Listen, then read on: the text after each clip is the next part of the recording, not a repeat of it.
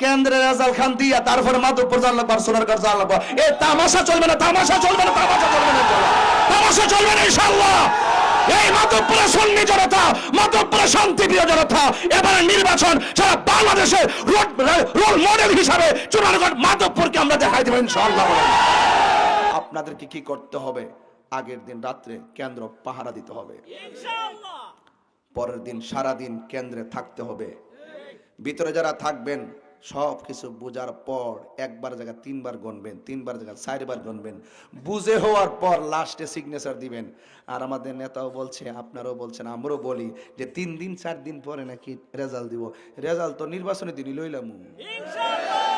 ও কেন্দ্রের থেকে ভোটটা না আসে, ঘোষণাটা না দিয়ে লয়ে যাবেন গা।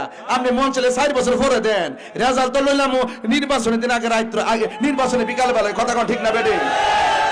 সেল গঠন করে রাখছি আমরা সোজা এটা দিয়া, এরপরে যাই দিব কেন্দ্রের রেজাল্ট খান দিয়া তারপরে মাধবপুর যাওয়ার লাগবে আর সোনারগাঁও যাওয়ার লাগবে। এই তামাশা চলবে না, তামাশা চলবে না, তামাশা চলবে না, তামাশা চলবে না ইনশাআল্লাহ। এই মাধবপুরে সুন্নি জনতা, মাধবপুরে শান্তিপ্রিয় জনতা, এবারে নির্বাচন সারা বাংলাদেশের রোল মডেল হিসাবে চুনারগড় মাধবপুরকে আমরা দেখাই দেব ইনশাআল্লাহ। রেজাল্ট দিয়ে যেতে হবে ইনশাআল্লাহ। কোন ধরনের লাল চোখে আমরা ভয় পাই না, রেজাল্ট দিয়ে যেতে হবে। আমি প্রশাসনকে বলবো, কাহিনী করবেন না, আধিপত্যবাদের খপ্পরে পড়বেন না, পেশি শক্তির কবলে পড়বেন না।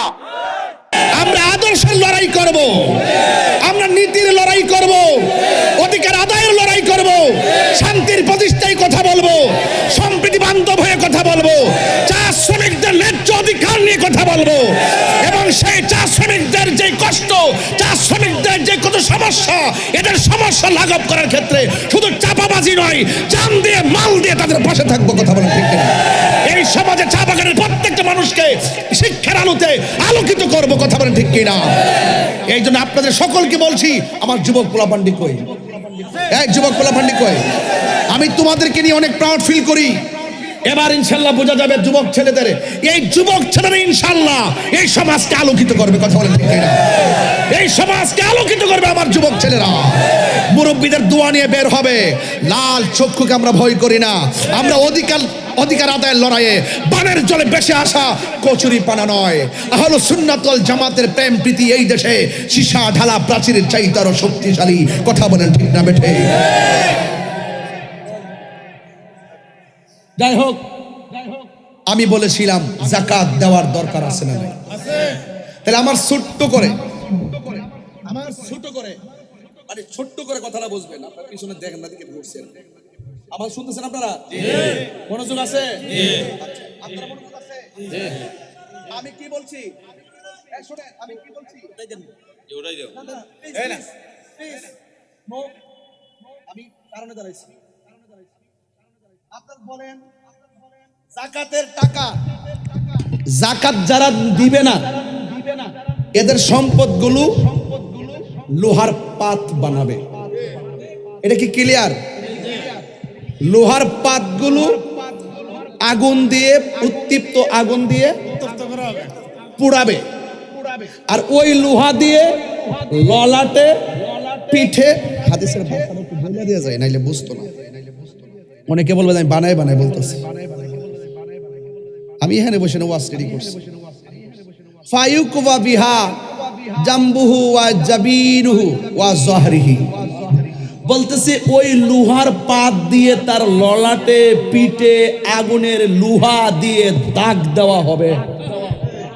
তাইলে এখন বলেন তো, যাকাত না দিলে শাস্তি আছে না নাই? যুবক ছেলেরা একটু জোরে বলো, আছে না নাই? আছে না নাই? যাকাত দেওয়ার বিধান কার? এই চুনারুঘাটের রানীগাঁওয়ে যদি সুষম বন্টন নীতির আলোকে যাকাত ব্যবস্থা চালু থাকতো, আমি কাগজ দিয়া কলম দিয়া লিখে দিব যে এই চুনারুঘাটের রানীগাঁওয়ের জমিনে একটা গরিব থাকতো না। ঠিক না বে ঠিক? যাকাতের টাকা দিয়ে এক একজন দানবীর সাজে, ঠিক নেই? এমন ভাবে কথা কয় মনে হয় যেন আমরা এতিম, আমরা মিসকিন, ভিক্ষা দিতেছে। অথচ সে যখন তার যাকাতের টাকাটা গরিবরা দেয়, তার মালটা পবিত্র হয় এবং এটা হলো গরিবের অধিকার। তার সম্পদের উপরে গরিবের অধিকার। এই হকটা যাকাতের টাকার তার না, এটা তার সম্পদ থেকে আল্লাহ পাক বের করে গরিবের জন্য অধিকার রেখেছেন। এই জন্য যাকাত গরিবের প্রতি করুণা নয়, বরং সেটার উপরে গরিবের অধিকার রয়েছে। কথা বলেন ঠিক না বেঠিক? আপনাদেরকে অনুরোধ করে বলবো, পায়ে হাত রেখে বলবো, আপনারা সবাই যারা দানবীর আছেন এই দেশে, এই রানীগাঁওয়ের মধ্যে যারা আছেন, কুরবানির গরুর গোশতের গ্রানটা গরিবের নাকে লাগার আগে তার ঘরের মধ্যে আপনি গোশতটা পাঠাই দেন। আপনার মার্কেট থেকে আপনার কাপড়টা কেনার আগে, আপনার মার্কেট থেকে আপনার নিজের কাপড়টা কেনার আগে আপনার পাশের গরিবের বাড়িতে আপনি টাকাটা ফাড়াই দেন বা কাপড়টা ফাড়াই দেন। ঠিক আছে কিনা বলেন? শুধু তাই নয়, সেমাইটা কেনার আগে গরিবের ঘরে পাঠাই দেন। রাসূল বলছেন, এতিমের মাথায় যারা হাত বোলায়া দেয়, হাতের নিচে যতটা পশম থাকবে, চুল থাকবে, আল্লাহ পাক সেই পরিমাণ নেকি তাকে দান করবে। ওকে, তাহলে আজকে থেকে ওয়াদা, নামাজ পড়বো, বলেন নামাজ পড়বো। শুধু পড়বো না, এই বন্ধু, এই যুবকরা, তোমাকে যদি কোনো সন্তান, কোনো বন্ধু হাতের মধ্যে বাবার ট্যাবলেট ধরাই দেয়, তার পাল্লায় পরে আপনি খাইলেন, মনে রাখবেন আপনার জীবনে যদি কোনো শত্রু থাকে, এটা বন্ধু নয়, এটা কাল শত্রু। রাইট?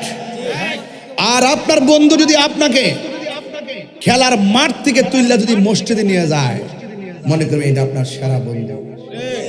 দোস্ত, আমার শরীরটা বেশি ভালো না, বলছে এ পজিটিভ রক্ত লাগবে।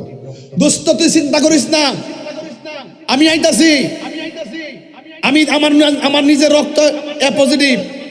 কয় ব্যাগ লাগবে? 2 ব্যাগ। আমি গ্রুপে ফোন দিতেছি, তুই লয়া, আমি সোনারগাঁ যেতেছি, মোটরসাইকেল লইয়া, 3টা না 4টা নাই, ওই চলে গেছে হসপিটালে। এটা হলো সবচাইতে সেরা বন্ধু। কথা বলেন ঠিক কিনা? ওই সন্তানটা সবচাইতে বড় উপকার পাবে যে একটা বন্ধু, ভালো বন্ধু বাছাই করতে পেরেছে।